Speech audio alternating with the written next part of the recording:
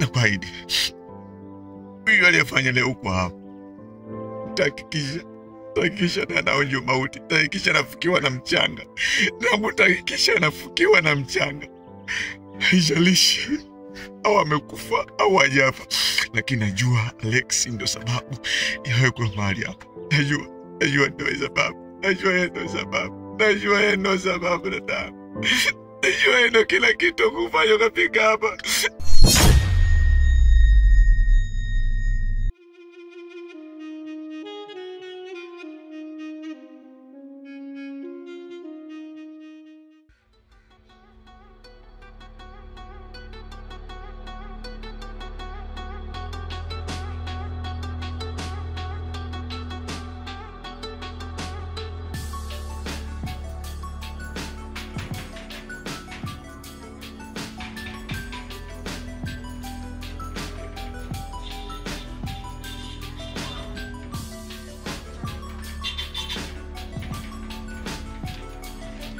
Asante dada saizi.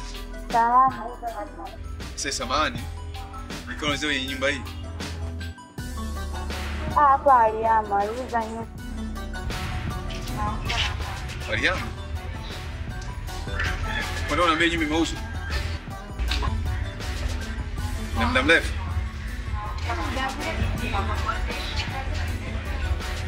Sasa tapataje nyumba hii? Ile ya sasa ile mama. Hapana, alikuwa kwa dada kazi, alikaa kidogo akaondoka.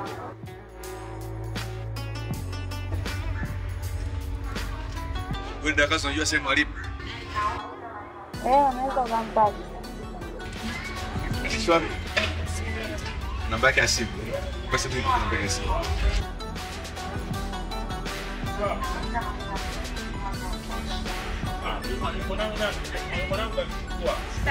Subiri kwanza. 07 54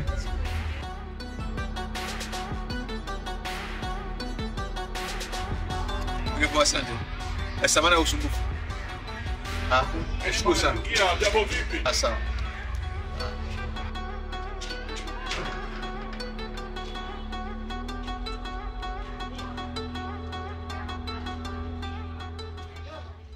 Asante. Mimi ndio yule ambaye nikupigia simu.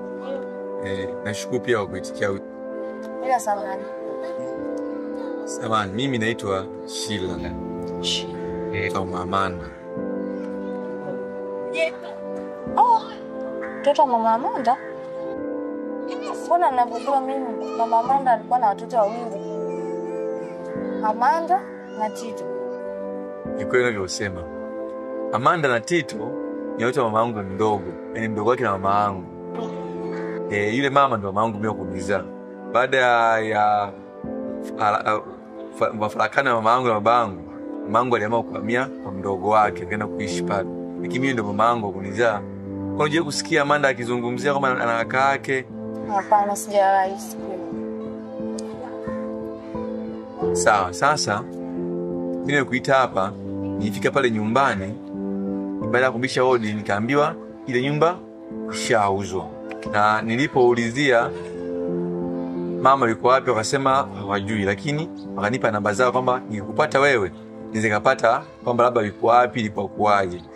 Ni kweli nyumba imeuzwa. Iliuzwa? Ndio. Ilitokea nini mpaka kauza nyumba? Kifo cha Amanda na Tito. Mama alipata mshtuko. Na ikapelekea yeye kuuza nyumba. Na akaondoka zake.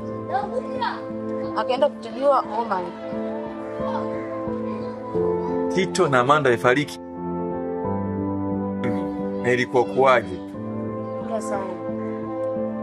Ndio ilikuwa kuaje hivyo watu wawili kwa wakati mmoja? Ilikuwa kwenye harakati za ndoa. Ndoa nani? Amanda na Alex. Amanda na Alex? Ndio. Mimi ninavyojua Amanda mchumba wake ni Johnny. Ilikuwa kuaje mpaka Alex akaingia kwa mchumba wa Amanda? Amanda aliamua kubadilisha maamuzi yake. Sasa hiyo hivyo vitokeaje? Yaani dunia mzima sawa amebadilisha maamuzi, hiyo vitokeaje? Ilitokea ajali. alikuwepo Amanda, Alexi, Tito na John. Wote walifariki. Walifariki watu 3. Ila Alexi ndo alipona. Inawezekanaje yani? Wapo kwenye usafiri moja, ajali moja, afu Alexi akapona. Basi fanya. Sawa. Huyo Alexi yuko wapi? Kwa kweli sijui, kwa mara ya mwisho nilisikia yuko hospitali. Hospitali. Okay, sasa mimi nashukuru sana kwa ushirikiano wako. Nikiwa na shida nyingine nitakutafuta. Haya, asante. Sawa, asante. Sasa mimi naondoka.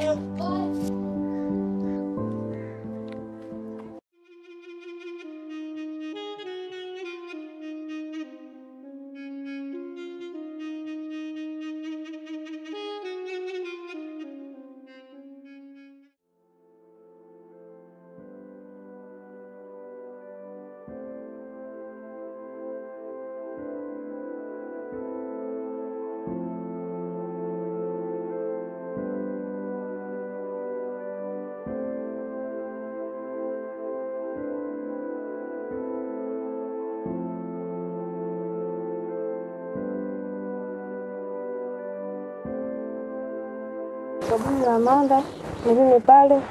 John na Tito alizika upande wa pili.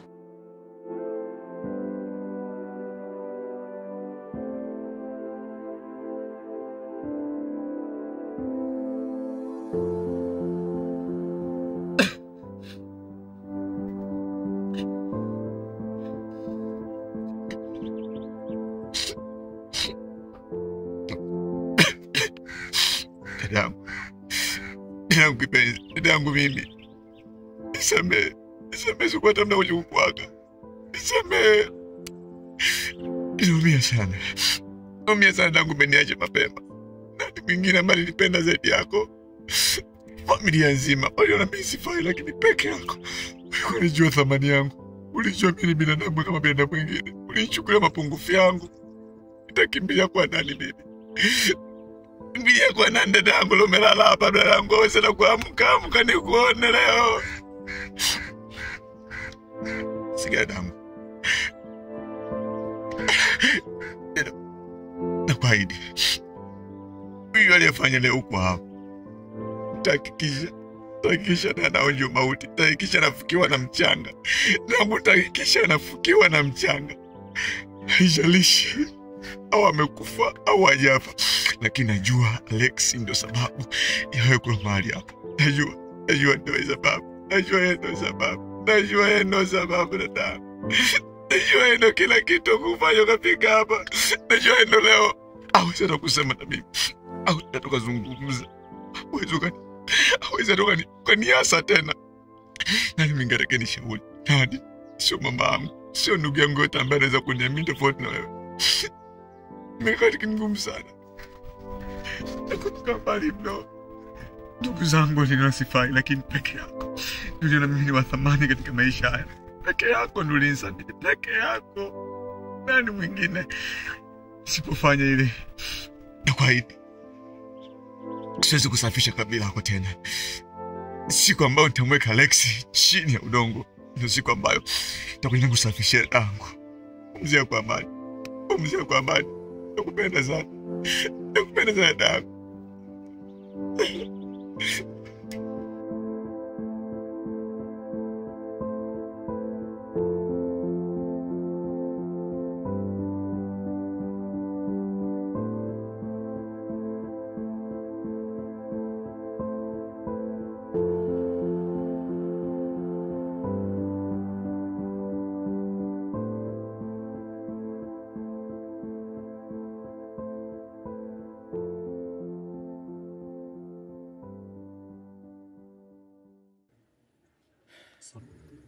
Pole sana kwa kile kinikusa dada. Blazo, unajua hakuna kitu kilichoniuma duniani kama hiki. Dadangu ndo kwa mtu pekee ambaye ananielewa mimi. Na matatizo yangu yote, changamoto zangu zote. Ndio mshauri wangu wa pekee. Ni mtu pekee ambaye hata kama nimekosea angenielewa. Hivi unaweza ni rahisi mimi kusahau hili jambo? Hivi ni rahisi mimi kumsahau? Haiwezekani kiplaza. Lakini mimi sioni kama tukimfuatilia Alex kuna kitu tutapata nini? Hapo utaenda kinyume na mimi. Unapomzungumzia mpumbavu, unapomzungumzia mshenzi, ujue ndio sababu ya dangu fariki. Yeye ndio chanzo cha kuharibu familia yangu. Yeye ndio chanzo cha kuleta huzuni kwenye familia yangu. Hivyo nafikiria kama asingevuruga akili ya dadangu, asingeharibu mwelekeo wa dadangu. Kama dadangu angeolewa na John, yote angetokea? Ingetokea hata hivi? Isingetokea. Wale ajili isingetokea. Kwa sababu yeye ameleta uchakalamu kwa dadangu, yeye peke yake. So usinielewe kuhusu yeye. Yeye ndio chanzo cha kifo cha dadangu. Lazima unanipata vizuri. Lakini mwanangu, hiyo ilikuwa tu ajali. Blaze, usiniambie kitu cha ajali ya kawaida. Kama ajali ya kawaida, kwa nini hajafa? Kwa nini hajafa yeye? Kwenye ajali nzima peke yake ndo kapona. Labda ni Mwenyezi Mungu. Mwenyezi Mungu? Hakuna cha Mwenyezi Mungu blaza, hakuna cha Mwenyezi Mungu hapo.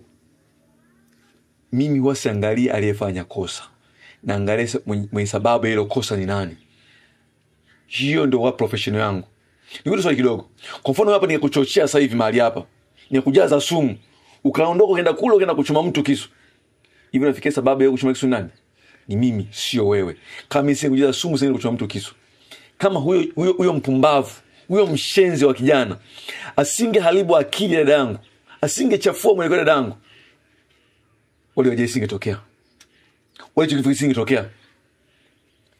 Na yeye lazima nimwadhibishe. Lazima nimpe funzo. Kwa hiyo siwezi kukubali. Na naamini yeye amehusika kwenye kifo cha ndugu zangu. Naamini sana. Maamuzi yako ya mwisho ni nini? Kwanza kabisa, sitaki uzungumzie tena habari ya bahati mbaya wala habari ya ajali. Sitaki uzungumzie chochote kuhusu mpumbavu. Ninachotaka utoke hapa uende kwa Tony, kamweleze nimekutuma mimi, mkamtafute huyo mjinga mwanaume, huyo chekalamu, kamtafute sehemu yote, hata kama yuko kwenye kichuguu, hata kwenye shimo la nyoka. Hakikisha mnampata, mnaniletea hapa. Mnampata akiwa hai. Mustakabali wa maisha yake utakuwa juu yangu mimi. Chochote kile kwenye maisha yake kitakuwa juu yangu mimi. Mimi ndio kama mwamuzi wa maisha yake. Sasa muwe makini, mkaniletea hapa. Na yeye ndio atakayonipa hiyo pole ya dada yangu.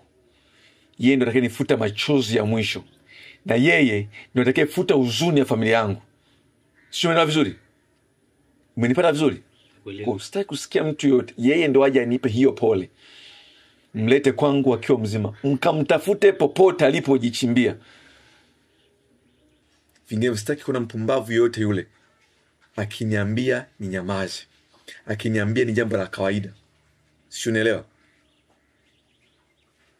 Utafutia Alex na ndoa kwa Tom sasa hivi.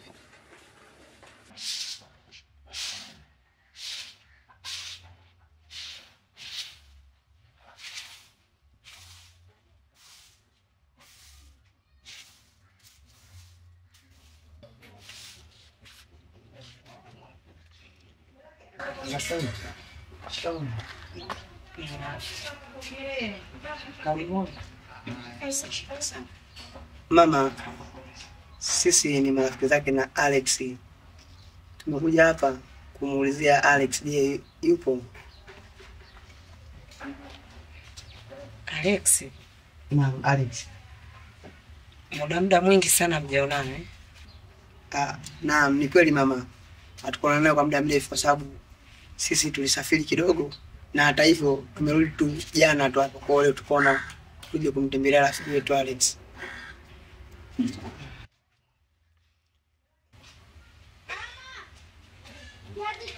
Alex yuko hospitali anaumwa. Alex yuko hospitali? Alex hospitali? Ndio. Kikubwa nini mama mpaka Alex kwa hospitali? Changamoto tu za kidunia. Ni muda mrefu sasa. Pole sana mama. Pole mama. Na yupo hospitali gani? Kuna hospitali moja inaitwa Upendo. Mtaa kwa Mzee Madeni. Asante sana. Basi mama, haina shida sawa. Sisi tukipata muda tutaenda kumwangalia hapo hospitalini. Na hata hivyo pole sana mama yetu. Pole sana. Pole mama. Sisi ni marafiki zake Alex kama alivyosema. Jamaa. Ni marafiki zake wa muda mrefu sana. Muda mrefu. Kama mimi binafsi nilikuwa namletea Alex matunda toka anauza genge huko. Nilikuwa namletea matunda. Kwa hiyo ni marafiki zake wa muda sana. Pole kwa matatizo mama. Pole sana. Asante. Basi acha si tuende. Tutapitia pale kumwangalia Alex. Haya, baadaye basi mama. Haya. Karibu. Asante.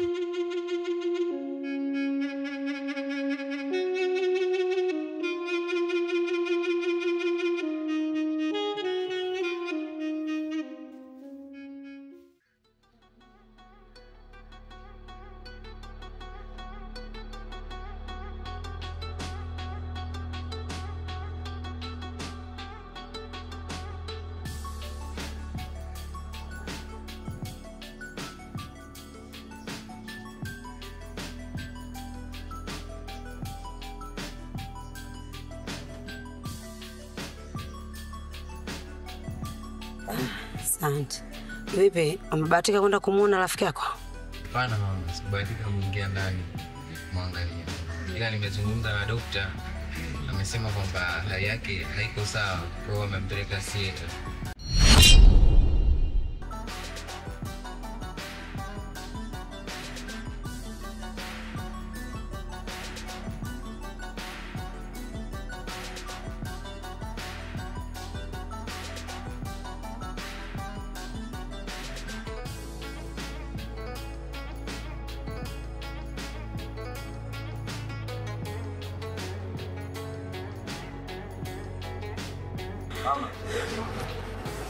Kaa chini kwanza kumwambia mama yangu.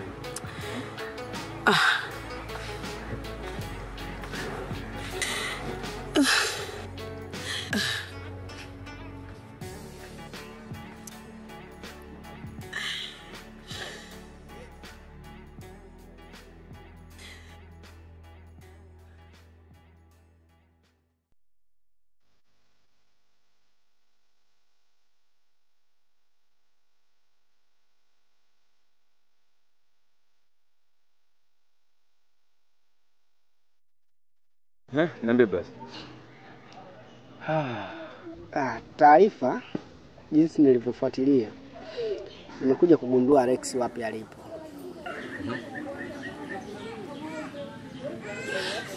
Alex yupo katika kituo cha afya cha Upendo. Alex yupo katika kituo cha afya cha Upendo. Una uhakika?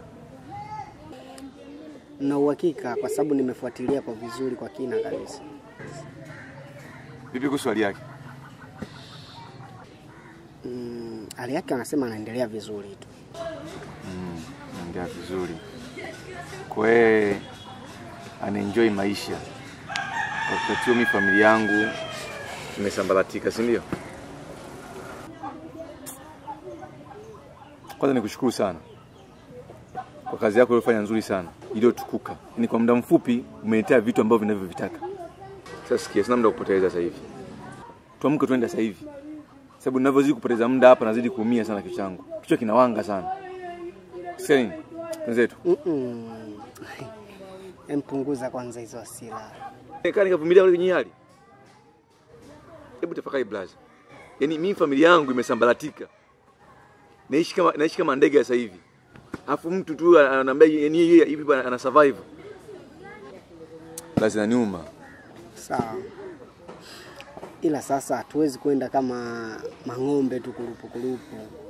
kwa sababu kile ni kituo cha afya. Kina wahudumu, kina madokta, kina manesi, na pia kuna watu mbalimbali wanaingia katika ile sehemu. Tukisema si tuende tukurupuke tufike pale, tufanye jambo hivi na kwetu itakuwa shida.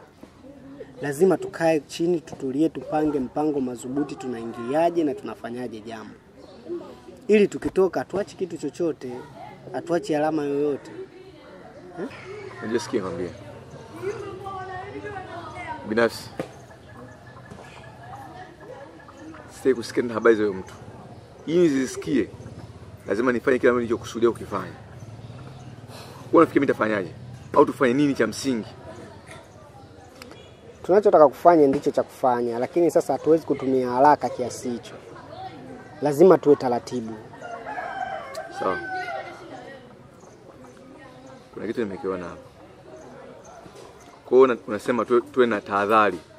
Si ndivyo? Yeah. Yaani tufanye kitu kwa tahadhari. Kwa unapofanya kitu kisituingize kwenye matatizo, si ndivyo? Kabisa. Nimekupata. Kumbuka, Uswahili usema kwamba mchuzi wa mbwa hunyoka wa moto.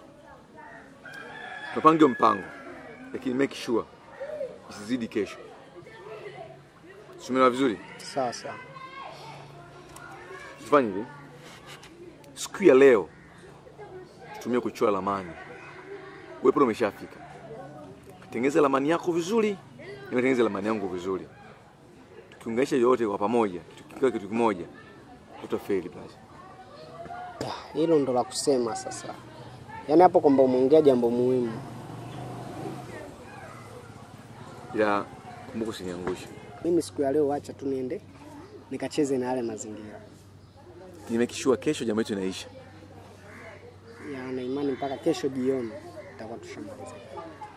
Basi pamoja sana. Acha mimi nitangulie kwanza mtaani. Uhakika. Pamoja sana kaka.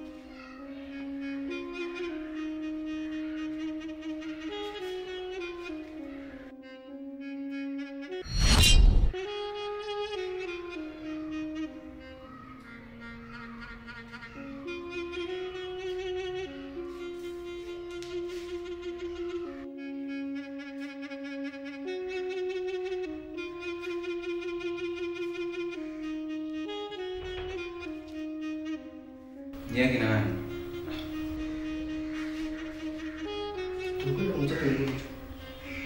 Mcheki mgonjwa.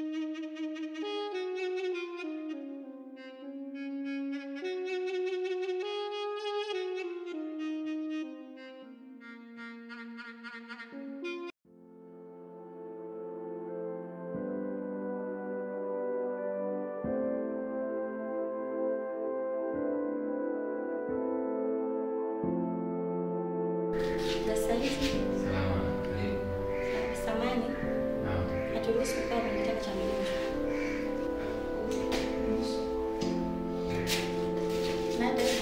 Naomba uende nje.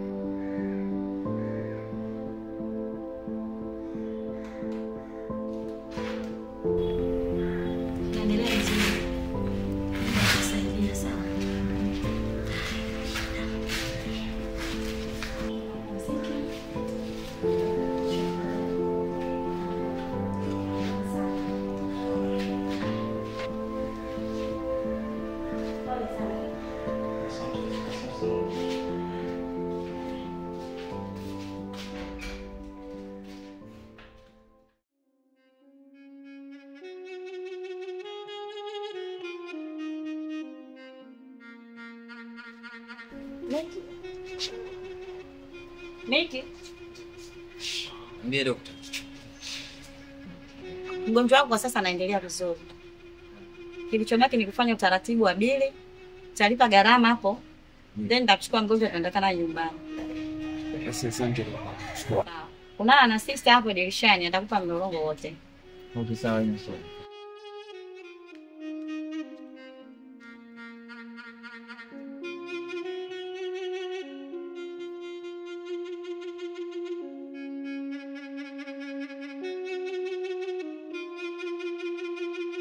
Alizenya. Fresh. Likoni? Oyo. Vipi?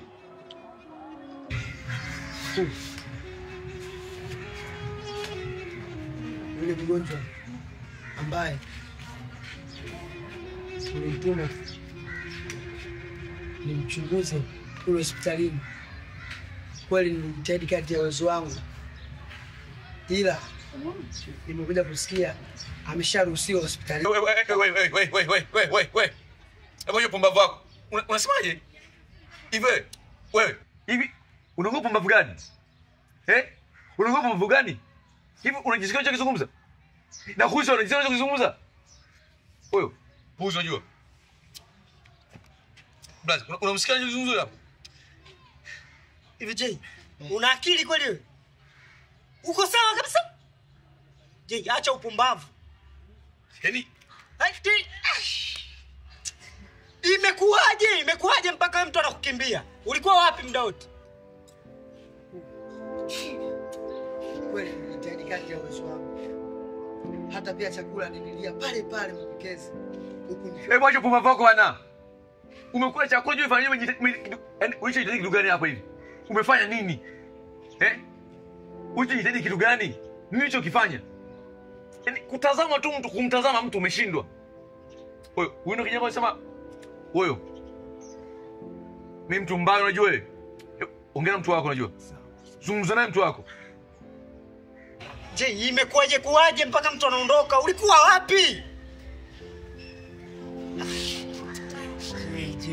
Ulikuwa wapi muda wote mpaka yeye anaondoka? Je! Kwa sababu muda wote nilikwambia macho yako wewe pale kitandani kwa mgonjwa. Macho mtu mpaka anaondoka hujui chochote. See. Ngani kuuze kitu? Unaweza kazi wewe? Je. Wewe unaweza kazi? Naweza boss. Unaweza kufanya kazi wewe? Naweza. Wewe unijui mimi vizuri. Wewe haunijui mimi vizuri. Sasa sikiliza kwa makini. Wewe naomba usikilize. Wewe unaniamisha kichwa kama kondoo. Naomba unisikilize kwa makini. Masayo? Mangapi? Matatu. Masayo? Wewe ni mpumbavu mwenzio. Nataka nione hapa. Nifanye? Tuna. Vinginevyo msalaba wake wote utaubeba wewe. Kila kitu. Hasira zangu ndio kumaliza kwako. Je, nilikwambia macho yako muda wote yawe pale kitandani. Je! Sema vizuri. Na boss. Utabeba mzigo wake wote. Patia hapa bana. Patia. Bavuni. Aso ndo kuna kijana kufanya kazi huyu. Ndio mchapa kazi huyu. Hapa songea na sali moja. Nebe. Uko kufanya kazi kweli? Kwa sali. Kazi ndio ya kumwangalia mtu. Samehe tu boss. Msema kitu gani? Wewe vijana ambao hawezi kufanya kazi. Yaani vijana wapo hapo tu. Kazi ndogo tu ya kuangalia mtu. Nitakasa.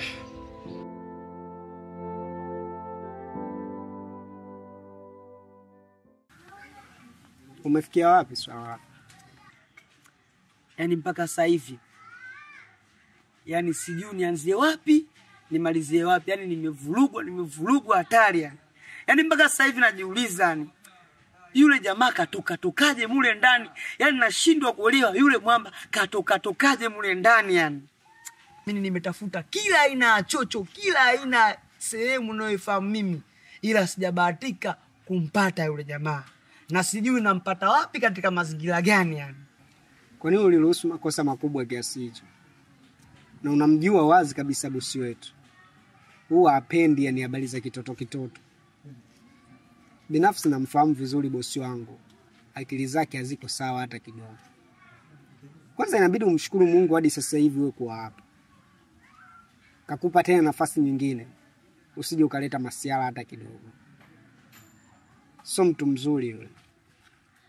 Yaani kikubwa nilichokuwa nahitaji mimi ni msaada kutoka kwako, maana mpaka sasa hivi sijui nianzie wapi, nimalizie wapi. Nimevurugwa, nimechanganyikiwa ni. Boss kanitishia sana ni.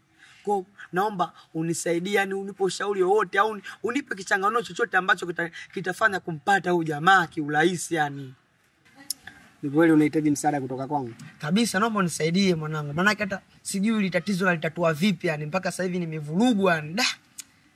Na boss kanipa masaa 3 yani. Yakipita masaa 3 yani sijui hata nianzie wapi. Yani mimi kiufupi yani nahitaji sana msaada kutoka kwako. Naomba unisaidie. Yani naomba nipo chini ya miguu. Naomba unisaidie yani. Sawa. Nitakusaidia. Cha kukusaidia mimi mtafute mtu mmoja anaitwa KP. KP? Ndio nani huyo KP? KP ni kijana mmoja mashuhuri sana. Ni machachari sana. Huwa ashindwi na jambo. Na mtu ambaye unamtaka wewe mapema sana kumpata kupitia kwa KP. Ni mtu makini kama jinsi ninavyokuambia. Anajua kila kitu kuhusu mtaa. Na hata ukienda kumuulizia taarifa za huyo mtu ni mapema sana utazipata kwake. Sasa unaweza kanisaidia jinsi ya kumpata huyo KP yani nyumbani kwake, labda unaweza kanisaidia au sehemu ambayo nitampata kiurahisi?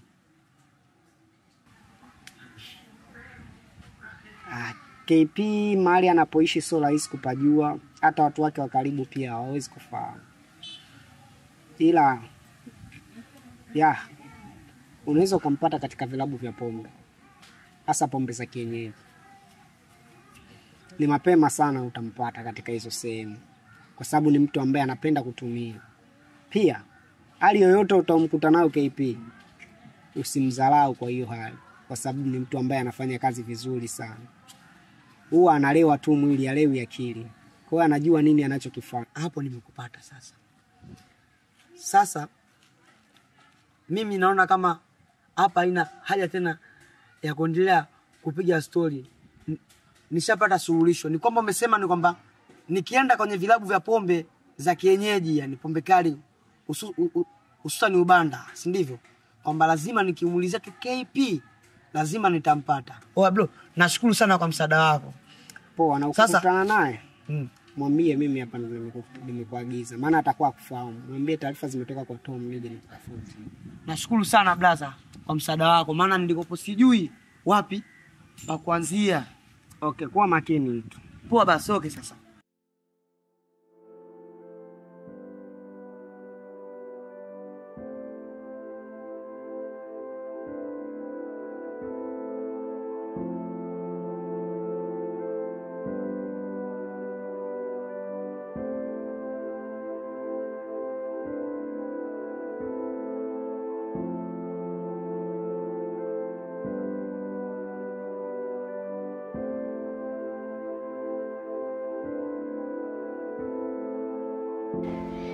Karibuni. Asante. Kama habari yako? Nzuri. Sio la wasiwasi.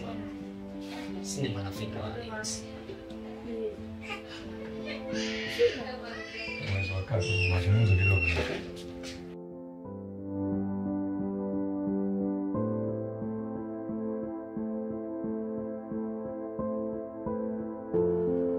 Si na rafiki zake na Alex. Tumekuja hapa kumuulizia Alex tampata wapi. Alex mimi sijui alipo. Mama, wewe si mtoto wako? Unaweza kusema hujui alipo. Sisi wana shida na Alex. Au tumemwona kitu kingine zaidi ya hicho. Sasa mimi nakwambia nini? Mama. Haya mambo ya vijana. Azia ughalimu na wewe kuingiza kitu ambacho hakikuhusu. Tumekuja hapa tunamtafuta Alex. So, ili kuepisha mengi, tuambie Alex yuko wapi. Basi. Ndio, lakini sasa mimi simjui alipo. Mama, nataka utueleze Alex yuko wapi. Kwani amefanya nini? Hapana, hajafanya kitu. Sisi tunaona shida na Alex. Kwa hiyo tunamwambia anafanya chochote kile. Tuna shida na Alex, basi. Mimi simjui alipo. Unjui alipo. Oh.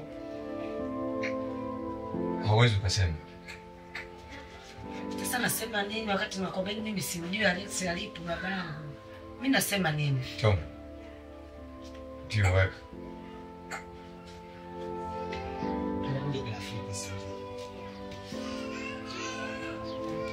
Tena sana. Hapo kwa tunataka tunaongea kirafiki tunaongea nawe kwa upendo. Unaweza ukatuambia Alex wapi? Mimi sijui, sasa mimi nasema nini? Wewe. Tamesema. Unaweza ukatuambia Alex wapi?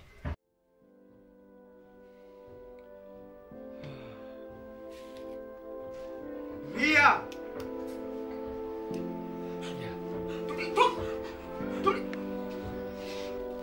Tulia hivi. Sasa sikia. Kaa hivyo hivyo. Tulia hivyo hivyo.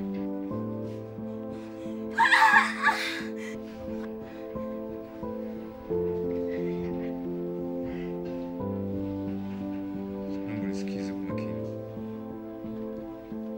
Alex mwanao amefanya nipoteze dada yangu na mdogo wangu. Kafanya mama yangu kakimbia nje kwa ajili ya kutibiwa. Mama yangu anateseka kwa ajili ya mwanao Alex. Kuna wewe utateseka kwa ajili ya mwanao. Na leo fundisho. Siku nyingine mafundisho tunatabia njema.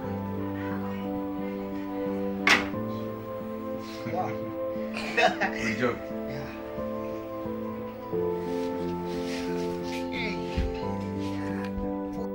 Let's go.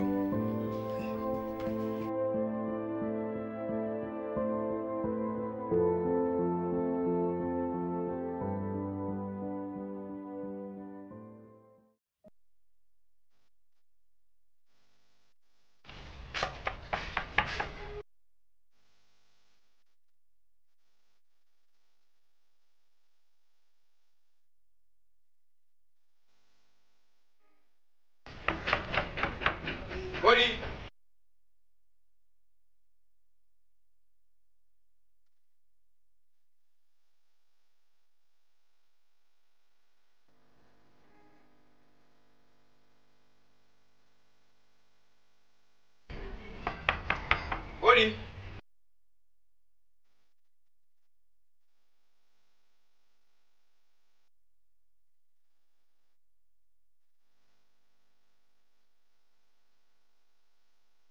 Mama.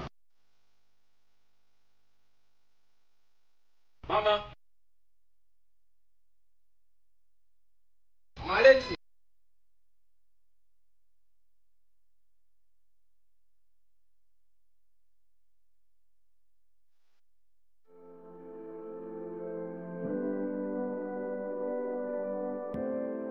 Mama.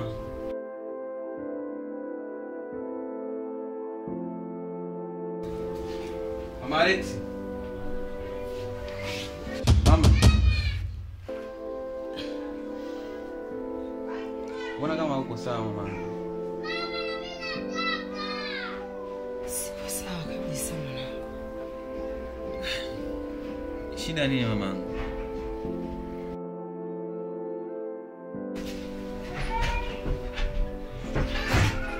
Walikuja rafiki zake na Alex. Wakamuulizia Alex.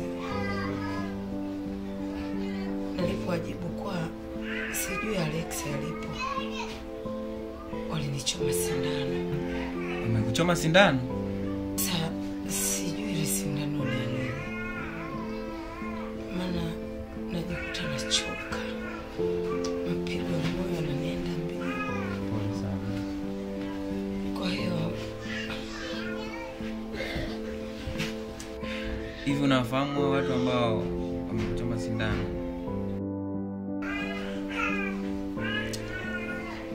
yani sijawamaki vizuri sura zao. Ja ifihoi atakuya hawa kanija hawa samfla wawewi so watu wote wawewi bowe David bwana bwaja hapo niga vipi hapo wa vipi hapo nunda wa samanini wanangu tunajua yani hapo nyeme liko kuna kipengele hati yenu kipini nane manake na shida naye.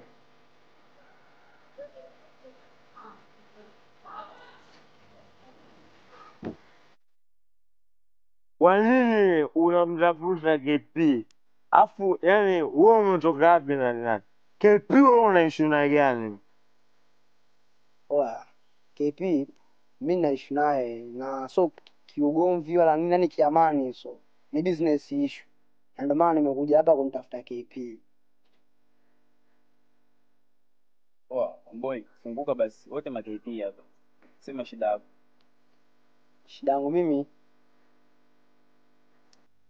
yani kwanza inawezekanaje kwa nyinyi wote ni na KP? Mimi nina shida na KP. So sina shida naye kiubaya, ni kwa wema. Sawa. Oa kuwa mwelewa basi. Wewe usitaka kuongea sana. Ai KP huyu hapa. KP ni huyu. KP, samahani naomba kidogo tutoke kidogo eneo hili. Twende pembeni pale na mazungumzo naye kidogo. Ni business kidogo. Oa nisikize nikwambie kitu kimoja mwanangu. Yaani palipokuwa na KP pamoja na jamaa zake, hawezi akaenda pembeni afu akaliacha jishi lake. Yaani hata siku moja. Wewe ndo maana ukaambiwa sisi sote ni jamii ya KP. Wewe kama unaishi na KP ongea tu hapa unaeleweka tu, mbona na unasikilizwa tu safi. Aishi kwa vipi? Kuna mamba mmoja anaitwa Alex. Nahitaji nifahamu anapatikana wapi.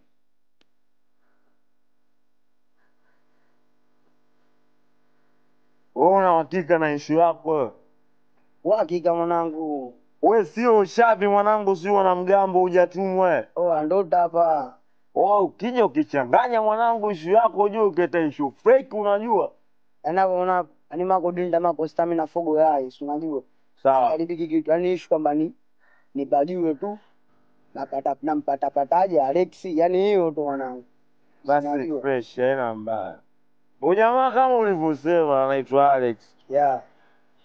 Ni mweupe fulani. Mwanangu namjua. Afu kama na mwili hivi. Na ukimwangalia vizuri ana ndevu zile za umu zile. Yeah. Haina shida. Lakini wewe una hela?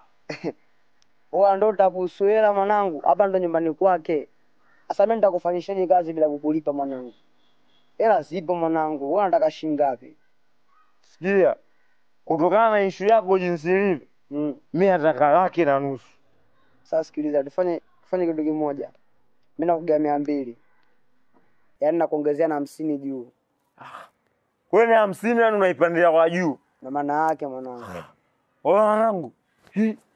Wapo uhakika. Sio poa mwanangu. Oya. Issue yako mwanangu utaifanya. Tena nitaifanya ndani ya masaa machache tu. Kama ni hivyo yani fresh.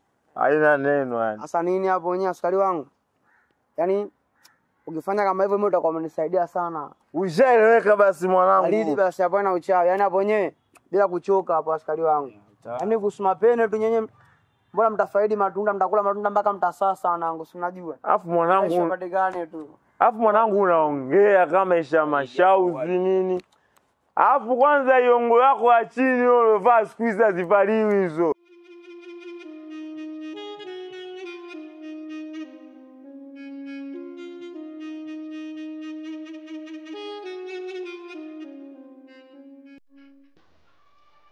Mkuu, kuhusu ile kazi nitupa mimi na Jane ya kwenda umtafuta yule mtu, sidhani kama ule mtu atatusaidia, kwa sababu sehemu tulimkuta mtu mwenyewe mlevi. Sidhani kama kazi ataitumika vizuri. Unamjua huyo mtu? Sijui. Vipi, ulishawahi kumuona kabla? Sijawahi. Sawa. Maana kuwaagiza ama kumuuliza je, niende naye pale, kwamba namjua vizuri. Ni mtu mahiri sana, ndio kazi yangu mimi na mimi namuoga inafanyika bila shaka. Kwa sio kama mchezo. Lakini una hakika kabisa wewe mtata tusiasia? Vipi kuhusu wewe, utatunza siri?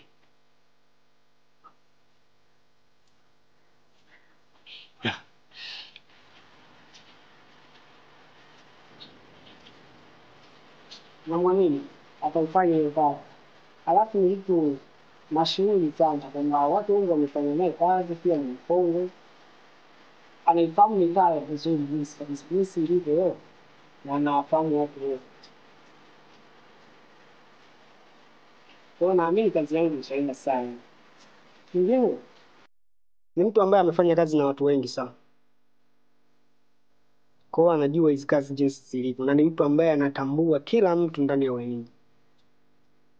Anajua nini anachokifanya. Alafu yule amelewa mwili tu, hajielewa akili. Akili yake inafanya kazi vizuri kabisa. Kwa kazi yangu itaenda kama vile mimi ninavyotaka.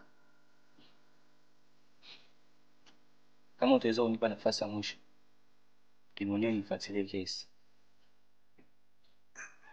Kwa sababu kwa sababu mtu mimi